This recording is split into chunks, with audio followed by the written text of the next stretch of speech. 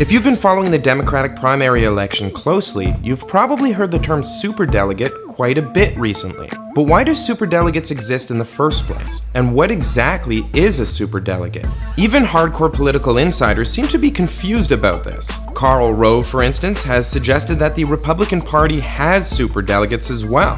Some of you have even aped that idea in my comments section. But is it really true? Are superdelegates a feature of the Republican Party too? How democratic are they?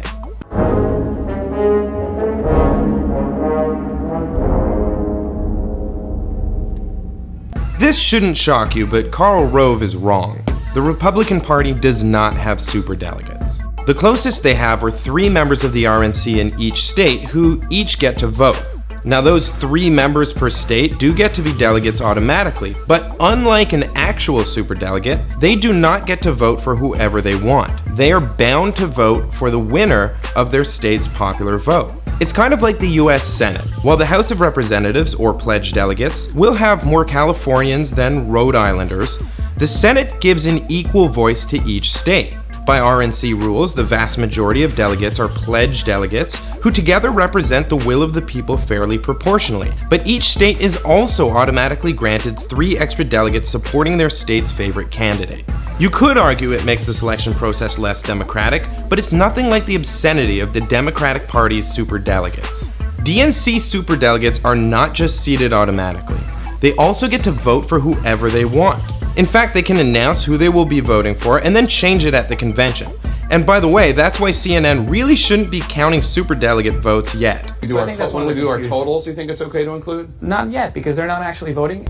The superdelegates haven't voted, and historically, they have changed their support. In fact, they usually line up behind the most popular candidate. Usually. But the fact that superdelegates vote as they please matters. The official name for a superdelegate, in fact, is an unpledged delegate.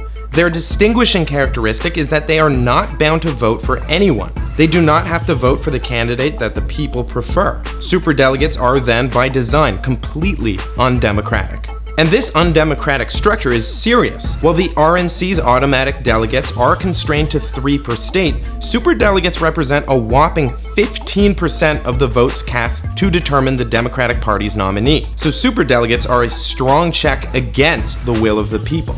And that's actually intentional. Superdelegates were created in the first place as a response to a more open and democratic selection process, which put George McGovern and Jimmy Carter on the ticket. The DNC saw these candidates as proof that the people aren't good at picking winners. And the DNC's job is to make sure that the president has a D next to his or her name. So a guy named Jim Hunt led an effort to restructure the selection process and recommended that 30% of the DNC delegates be Democratic Party insiders.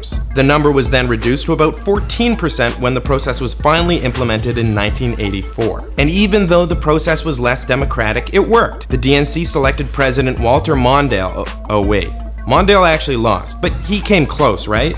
Nope, he only won 1 state. He won his home state of Minnesota and DC for a total of 13 electoral votes. His opponent, the Gipper, won 525. It was the worst electoral defeat Democrats had faced since Abraham Lincoln ran against chlamydia on a stick. Then the process selected Dukakis, who lost pretty severely as well, 426 to 111. It wasn't until Bill Clinton in 1992 that the superdelegate-infused system actually chose a winner. In reality, superdelegates are a failed solution to a non-existent problem. The point was to pick winners, but the reality is that Democratic Party insiders are not any better at picking winners. Just look at the 2016 primary. Poll after poll shows that Bernie Sanders is more electable, but who have the superdelegates lined up behind from the beginning? Hillary Clinton, whose prospective lead against Trump is diminishing by the day. So given that superdelegates have not made the selection process more effective at choosing winners, its defenders, like DNC Chair Debbie Wasserman Schultz, should have to tell us, how useful are they? And given that superdelegates were conceived in the first place as a counterbalance to the will of the people, tell us, please, how democratic are they?